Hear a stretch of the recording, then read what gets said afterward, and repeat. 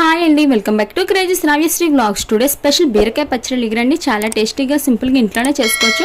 ఎప్పుడైనా బీరకాయలు ఉంటే బీరకాయ కర్రీ కానీ, పచ్చడిలో ఉంటే పచ్చడి కర్రీ కానీ, ఫ్రై కానీ పెట్టుకుంటాం కదా, అలా కాకుండా ఈ రెండింటిలో కాంబినేషన్లో కర్రీ చేయండి, చాలా టేస్టీగా ఉంటుంది. లేట్ చేయకుండా ప్రాసెస్ చూద్దాం.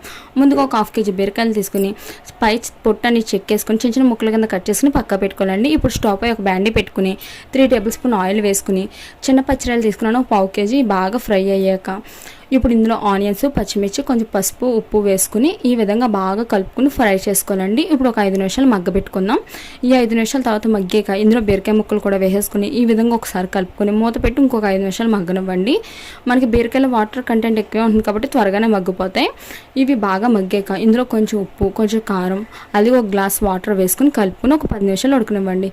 అంతేనండి, ఎంతో టేస్టీ అయిన బీరకాయ పచ్చడి కర్రీ రెడీ. మీకు కనుక ఫుల్ ప్రాసెస్ కావాలంటే వీడియో కింద లింక్ ఇస్తానండి, వెళ్ళి చూడండి. Thank you for watching.